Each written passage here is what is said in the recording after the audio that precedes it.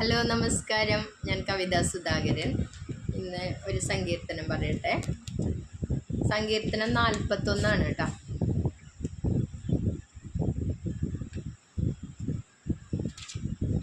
എളിയവനെ ആദരിക്കുന്നവൻ ഭാഗ്യവാൻ. അനർത്ഥ ദിവസത്തിൽ യഹോവ അവനെ വിടുവിക്കും. ശ്രദ്ധിച്ച് കേൾക്കണേ. എളിയവനെ ആദരിക്കുന്നവൻ ഭാഗ്യവാൻ.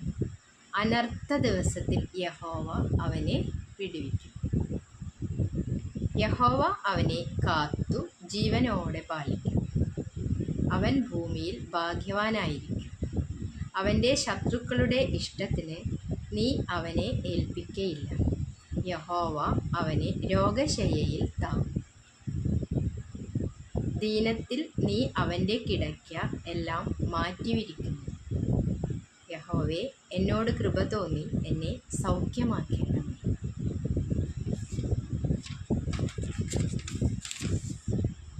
നിന്നോടല്ലോ ഞാൻ പാപം ചെയ്തത് എന്നു ഞാൻ പറഞ്ഞു. അവൻ എപ്പോൾ മരിച്ച് അവൻ്റെ പേർ നശിക്കുമെന്ന് എൻ്റെ ശത്രുക്കൾ എന്നെക്കുറിച്ച് ദോഷം പറയുന്നു. ഒരുത്തൻ എന്നെ കാണുവാൻ വന്നാൽ അവൻ കപടവാക്ക് പറയുന്നു. അവൻ്റെ ഹൃദയം നീതികേട് സംഗ്രഹിക്കുന്നു. അവൻ പുറത്തുപോയി അത് പ്രസ്താവിക്കുന്നു. എന്നെ പകയ്ക്കുന്നവരൊക്കെയും എനിക്ക് വിരോധമായി തമ്മിൽ മന്ത്രിക്കുന്നു. അവർ എനിക്ക് ദോഷം ചിന്തിക്കുന്നു. ഒരു ദുർവ്യാധി അവന് പിടിച്ചിരിക്കുന്നു. അവൻ കിടപ്പിലായി, ഇനി അവൻ എഴുന്നേൽക്കയില്ല എന്ന് അവർ പറയുന്നു. ഞാൻ വിശ്വസിച്ചവനും എൻ്റെ അപ്പം തിന്നവനുമായ എൻ്റെ പ്രാണസ്നേഹിതൻ പോലും എൻ്റെ നേരെ കുതികാൽ ഉയർത്തിയിരിക്കുന്നു. ഞാൻ അവർക്ക് പകരം ചെയ്യേണ്ടതിനും യഹോവേ, കൃപ തോന്നി എന്നെ എഴുന്നേൽപ്പിക്കണമേ.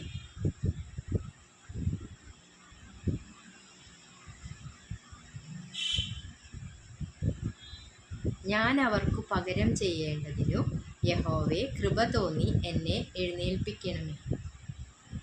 എൻ്റെ ശത്രു എന്നെ ചൊല്ലി ജയഘോഷം കൊള്ളാതിരിക്കുന്നതിനാൽ നിനക്ക് എന്നിൽ പ്രസാദമായിരിക്കുന്നു എന്നു ഞാൻ അറിയുന്നു. നീ എൻ്റെ നിഷ്കളങ്കത നിമിത്തം എന്നെ താങ്ങുന്നു. നിന്റെ മുമ്പിൽ എന്നേക്കും എന്നെ നിർത്തിക്കൊള്ളുന്നു. ഇസ്രായേലിൻ്റെ ദൈവമായ യഹോവ എന്നും എന്നേക്കും വാഴ്ത്തപ്പെടുമാറാകട്ടെ. ആമേൻ. സങ്കീർത്തനം 41. ആദ്യത്തെ വരി ശ്രദ്ധിക്കണേ. എളിയവനെ ആദരിക്കുന്നവൻ ഭാഗ്യവാൻ. അനർത്ഥ ദിവസത്തിൽ യഹോവ അവനെ വിടുവിക്കും.